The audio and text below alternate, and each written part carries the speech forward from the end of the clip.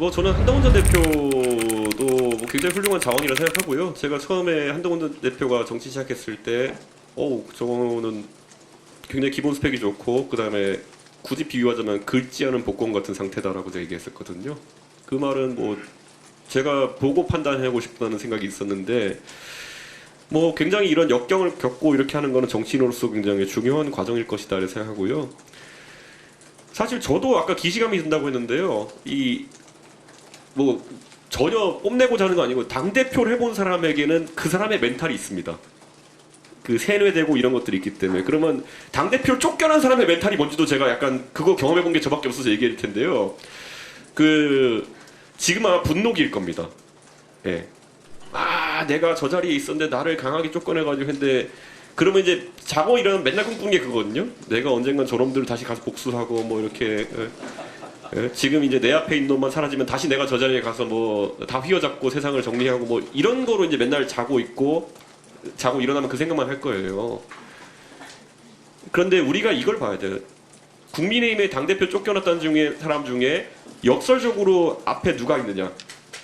그리고 그 사람 중에 당대표 2번 했던 사람이 딱 한 사람이 있습니다. 이름하여 홍준표. 2011년에 홍준표 대표가 생짜로 당대표 뜯겨나갑니다.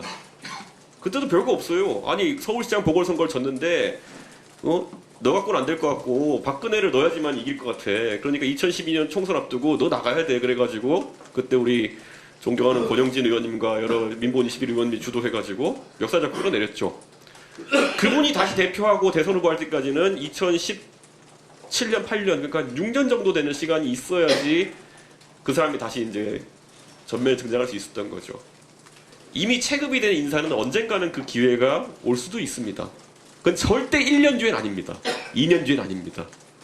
근데 처음에는 계속 자고 일어나면 그 생각만 나요. 아이고, 방송 저 방이 내 방이었는데, 이렇게 하고, 예, 의사당 들어가면 오른쪽에 있는 방이 내 방인데, 저 방, 지금 뭐, 이거밖에 생각 안 날 겁니다. 그러면 단기 승부를 보려고 계속 이것저것 일을 벌입니다.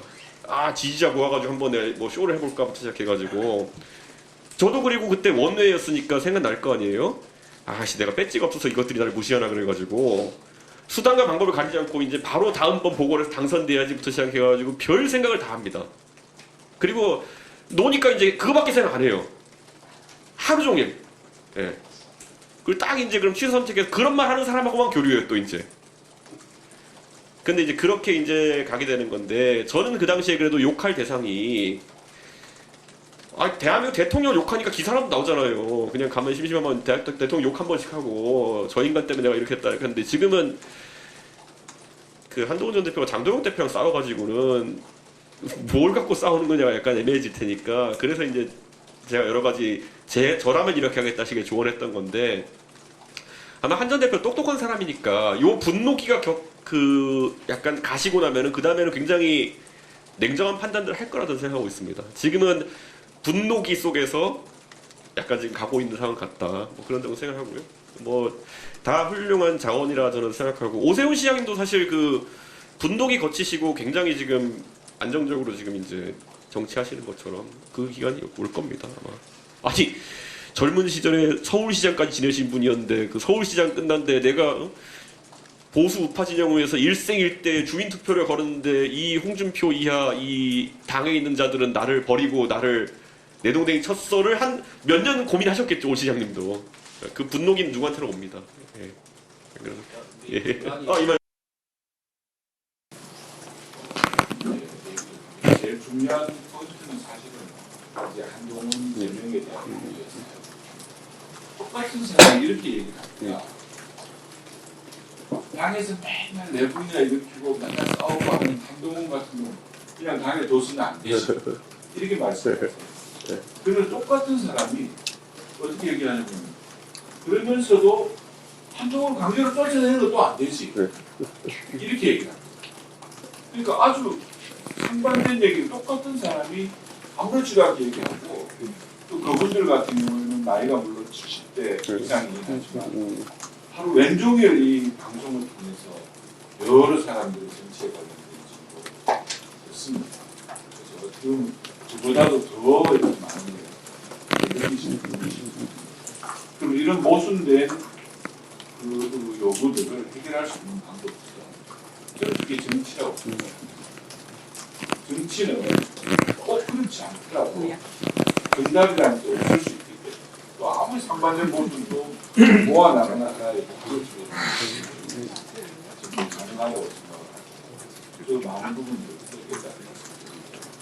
대표님한테 말씀드리고 저는 이 국민의힘이라는 이 플랫폼이 누가 뭐라고 해도 우리 이 보수의 대한민국 보수를 이끌어 나가는 하나의 그 플랫폼으로 가장 크고 강력하고 많은 사람들이 이렇게 관여를 하고 있습니다. 그 플랫폼의 주인이 한때는 그걸 끌어나가는 분이 한때는 A라는 정치 세력이 될 수도 있고 B라는 정치 세력이 될 수도 있지만 이 플랫폼 자체를 좀 더 귀하게 물론 지금은 뭐 다른 플랫폼을 가지고 있지만 이 플랫폼이 제대로 좀 유지가 되고 정상적으로 합리적으로 많은 분들의 영향을 받을 수 있도록 좀 유지가 될 수 있도록 같은 보수의 정신이라면 지금 당의 다른 플랫폼에 몸을 담고 계시더라도 함께 고민하시는 그런 역할을 해주시면 감사합니다.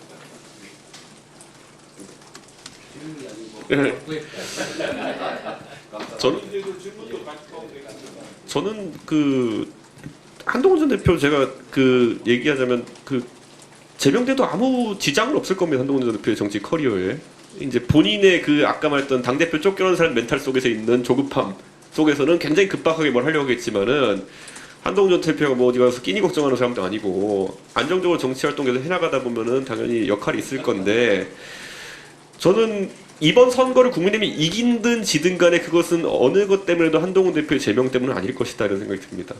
한동훈 대표를 제명하고도 개혁적인 행보를 보이면 선거가 좋을 것이고 한동훈 대표가 있어도 그냥 꽂아놓은 보르자루 같이 있고 개혁 아젠다가 없으면 그냥 질 겁니다. 그거는 선거에 명확한 거죠. 그리고 냉정히 말하면 공천 학살을 우리가 매번 공천되면 겪잖아요. 지금이야 선거가 없으니까 제명을 한 거지. 공천 학살이 뭐 사실 국회의원한테는 제명이나 마찬가지죠. 생짜로 있는 사람을 경선도 없이 잘라버리면 그거 제명하는 거나 매한 거죠. 평당원으로 가라고 하는 건데. 그런데 공천 학살이 그러면은 좋은 거냐 나쁜 거냐는 또 결과에 따라 달라지는 겁니다. 그 당장 이재명이라는 사람도 대통령 되기 직전에 지난 재작년 공천에서 다 학살하고 자기가 된 거 아닙니까? 신문계 다 자르고 나가지고 자기가 당 장악하고 대통령 된 거 아닙니까? 그 힘을 어떻게 쓰느냐에 따라 다른 것이고 박근혜, 이명박 전부 다 학살하면서 당권 장악했던 사람 아닙니까? 그래서 저는 지금 한동훈 대표 제명은 여기서 이걸 바탕으로 동력으로 해가지고 선거를 이길 수는 없을 겁니다. 이거에 대해서 반대하시는 분도 아니 이거에 찬성했던 분도 이거를 뭐 했더니만 제명을 밀어붙여서 이제 한동훈 대표가 잠잠해지면은 뭐 보수파 결집해서 이긴 택도 안 되는 소리고요. 이걸 막아내서 무슨 민주화 투쟁한 것처럼 해가지고 이걸로 국민들이 갑자기 이것도 택도 안 되는 소리고 이거는 그냥 선거와는 무관한 상황이 될 것이다. 그리고 저도 그래서 이제 그 분노기가 지나고 나면 앉아가지고 이제 딱 면벽 수행하는 스님처럼 이제 앉아가지고 이제 고민을 하거든요. 머릿속에서 이제 삼라만상을 다 집어넣고. 근데 아까 말했던 홍준표 같은 사람 떠오르고 아 저 사람은 2011년에 쫓겨났다고 어떻게 2018년에 다시 또 당대표가 되고 그렇게 했지? 하다 보면은 똑똑한 사람들은 다 알아서 자기 길을 찾을 겁니다. 그래서 지금도 저는 한 가지 확실하게 말씀드릴 수 있는 건 뭐냐면요. 저는 제가 잘 되기 위해서라도 제가 그 고민을 할 겁니다. 아까 이만희 의원님 하신 말씀 맨날 고민을 제가 잘 되기 위해서라도 제가 잘 되는 길 중에 민주당이 잘 돼서 제가 잘 되는 길은 없을 것 같거든요. 네. 그러니까 제가 마지막에 예. 플랫폼에 대한 예.